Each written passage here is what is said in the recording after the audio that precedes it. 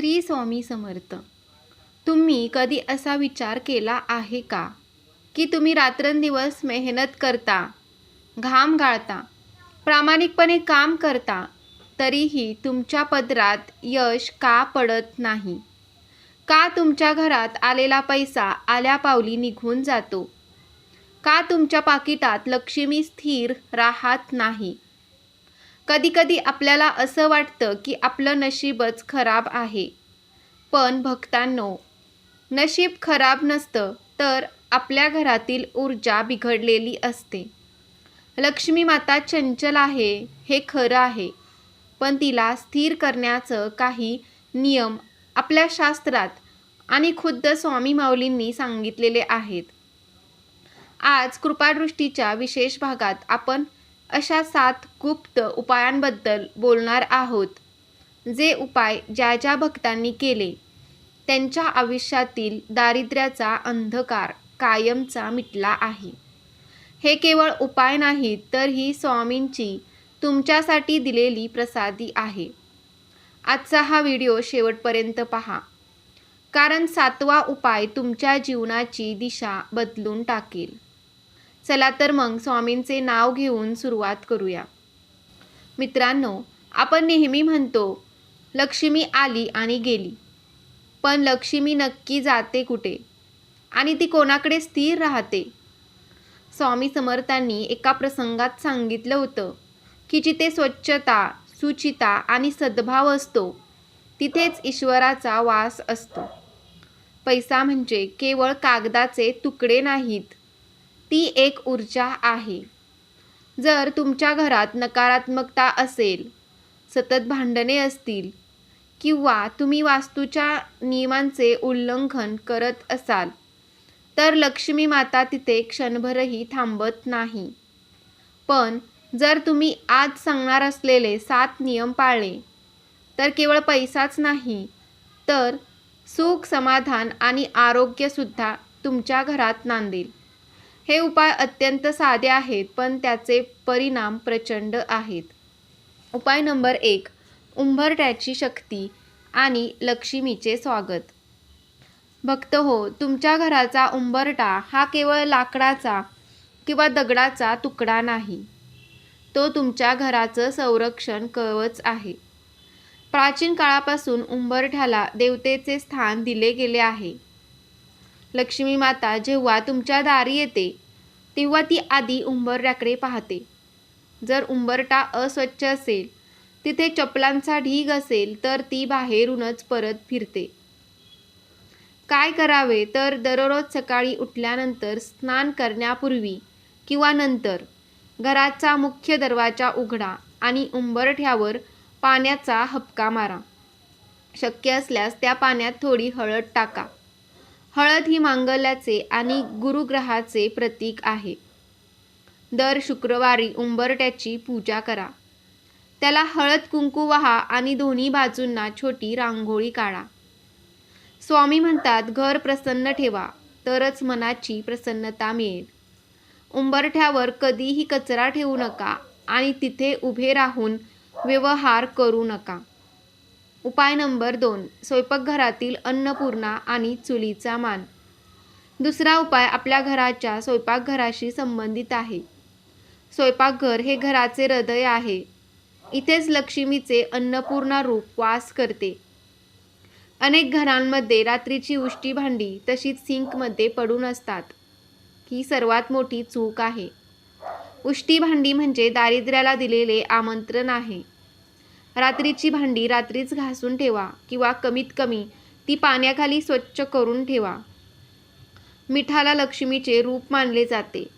मिठाचे भांडे कधीही रिकामे ठेवू नका. ते संपण्यापूर्वीच त्यात मीठ भरा. तसेच मीठ कधीही प्लास्टिकच्या डब्यात ठेवू नका.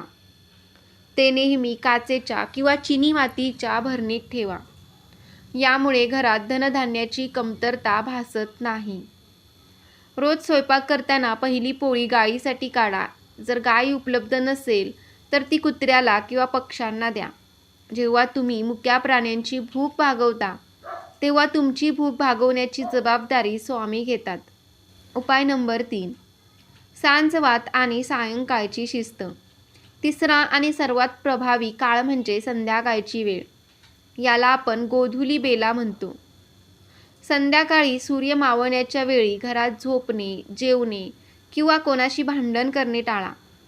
ही वेळ देवी देवतांच्या आगमनाची असते. संध्याकाळी देवासमोर तुपाचा दिवा लावा. तुळशीपाशी एक दिवा आवर्जून लावा.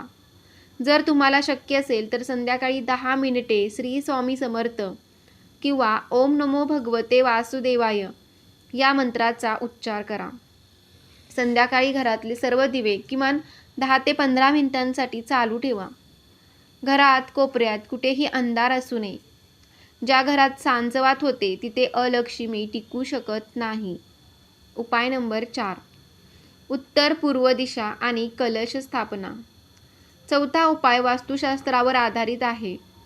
तुमच्या घराची उत्तर पूर्व दिशा, ईशान्य कोपरा ही देवांची दिशा मानली जाते. काय करावे तर हा कोपरा नेहमी स्वच्छ आणि हलका ठेवा. इथे जड वस्तू, भंगार किंवा कचरा कधीही ठेवू नका. या कोपऱ्यात एका तांब्याच्या तांब्यात किंवा कलशात स्वच्छ पाणी भरून ठेवा. त्यावर एक तुळशीचे पान ठेवा. हे पाणी दररोज बदला आणि जुने पाणी झाडांना टाका. पाणी हे धनाचे प्रतीक आहे.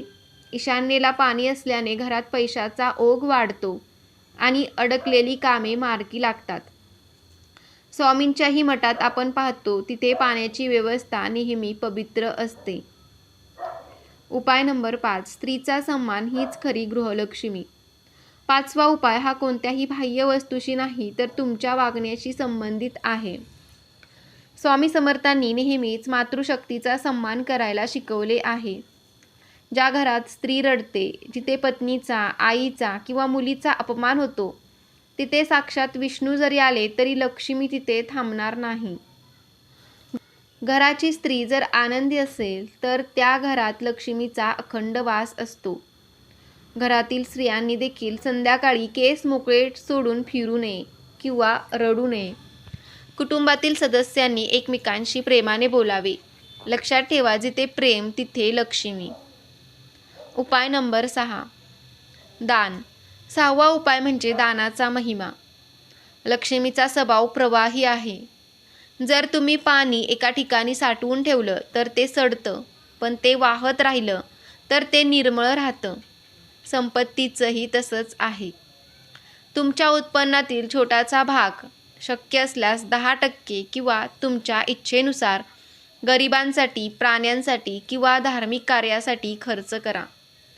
स्वामी समर्थांकडे जेव्हा एखादा भक्त काही घेऊन यायचा तेव्हा स्वामी ते इतरांना वाटून टाकायचे. हे कशाचं प्रतीक होतं? हे याचं प्रतीक होतं की तुम्ही जेवढं द्याल त्याच्या 1000 पटीने निसर्ग तुम्हाला परत देईल. कधीही कोणाला रिकाम्या हाताने पाठवू नका. तुमच्या दारी आलेला याचक लक्ष्मीचे रूप असू शकतो. उपाय 7वा. मिठाचा आणि कापूरचा गुप्त तोडगा. आता सर्वात शेवटचा आणि गुप्त उपाय जो तुमच्या घरातील सर्व नजरदोष आणि वास्तुदोष दूर करेल. दर गुरुवारी आणि शुक्रवारी घराची फरशी पुसताना पाण्यात 2 चमचे खडे मीठ टाका. मीठ हे नकारात्मक ऊर्जा शोषून घेते. रोज रात्री झोपण्यापूर्वी एका छोट्या वाटीत भीमसेनी कापूर आणि 2 लवंग जाळा. त्याचा धूर संपूर्ण घरात फिरवा. यामुळे घरातील हवा शुद्ध होते आणि धन आकर्षित करण्याची ऊर्जा सक्रिय होते. हा उपाय सलग 21 दिवस करून पहा. तुमच्या घरातील कटकटी कमी होतील आणि उत्पन्नाचे नवीन मार्ग मोकळे होतील. मित्रांनो, हे उपाय करताना मनात श्रद्धा असणं खूप गरजेचं आहे. एका गरीब भक्ताची कथा तुम्हाला सांगते. त्यांच्याकडे खायला अन्न नव्हतं, पण त्याने स्वामींच्या शब्दावर विश्वास ठेवला. त्याने रोज आपल्या उंबरठ्याची पूजा केली आणि नामस्मरण सोडलं नाही. काही दिवसातच त्याला एक असा मार्ग सापडला ज्यामुळे त्याचे सर्व कर्ज फिटले.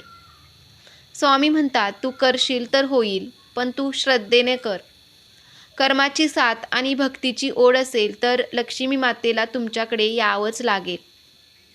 तर मित्रांनो, हे होते लक्ष्मी माता स्थिर करण्याचे 7 गुप्त उपाय. यातला कोणता उपाय तुम्ही आजपासूनच सुरू करणार आहात कमेंटमध्ये नक्की लिहा. जर तुम्हाला हा व्हिडिओ मनापासून आवडला असेल तर एक लाईक नक्की करा. तुमच्या एका शेअरमुळे कोणाचे तरी दुःख दूर होऊ शकते. त्यामुळे हा व्हिडिओ तुमच्या व्हॉट्सअप ग्रुपवर नक्की शेअर करा. अशाच नवीन नवीन उपायांसाठी आणि स्वामींच्या कथांसाठी आपल्या कृपादृष्टी चॅनेलला आत्ताच सबस्क्राईब करा. स्वामींच्या कृपेने तुमच्या घरात अखंड लक्ष्मी नांदो हीच प्रार्थना. श्री स्वामी समर्थ. जय जय स्वामी समर्थ. श्री गुरुदेव दत्त.